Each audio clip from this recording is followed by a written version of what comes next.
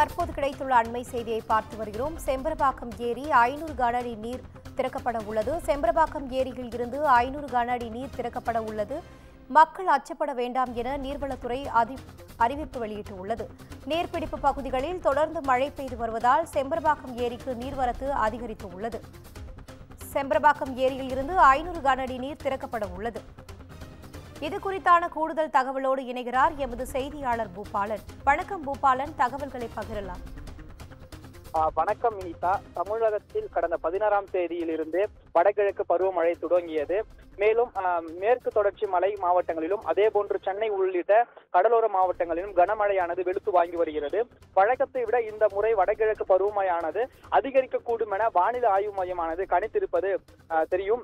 அதே போன்று இந்த சுற்று வட்டாரங்களில், அதாவது சென்னை, காஞ்சிபுரம், திருவள்ளூர் போன்ற மாவட்டங்களில் பெய்து வரும் கனமழையால் காஞ்சிபுரம் மாவட்டத்தில் மொத்தம் 15 ஏரிகள் நிரம்பி இருப்பதாகவும் நீர்வளத்துறை அதிகாரிகள் தெரிவித்திருந்தனர். அதே போன்று ஸ்ரீபெரும்புத்தூர், அதாவது காஞ்சிபுரம் மாவட்டத்தில் இருக்கிற ஸ்ரீபெரும்புத்தூர் அருகே இருக்கக்கூடிய செம்பரம்பாக்கம் ஏரி சுற்றுவட்டார பகுதிகளில் 80 சென்டிமீட்டர் மழையானது பதிவாகி இருப்பதாகவும் காலையிலேயே தகவலானது தெரிவிக்கப்பட்டிருக்கிறது.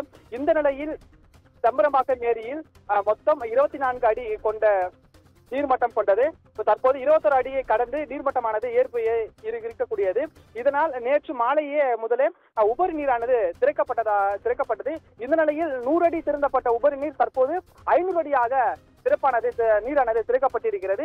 இதனால் அப்பகுதியில் வெள்ள அபாயமானது எச்சரிக்கையாக விடப்பட்டிருப்பதால் பொதுமக்கள் அத்தியாவசிய சேவைக்கு மட்டுமே வெளியே வரவும், அதே போன்று ஏரிகளில் புகைப்படம் எடுக்கவோ, குளிக்கவோ, துணி துவைக்கவோ போன்ற செயல்களில் ஈடுபட வேண்டாம் என்று அறிவிப்பானது மக்களுக்கு இடையே விடுக்கப்பட்டிருக்கிறது. அதே போன்று பாதுகாப்பு பணியில் இருக்கக்கூடிய காவல்துறையினர், தீயணைப்பு துறையினரிடம் விரைவாக எவ்வித பாதிப்பு ஏற்பட்டாலும் அதனை உடனடியாக சரி செய்ய வேண்டும் என்பதற்காக தொலைபேசி எண்களும் தற்போது வழங்கப்பட்டிருக்கிறது.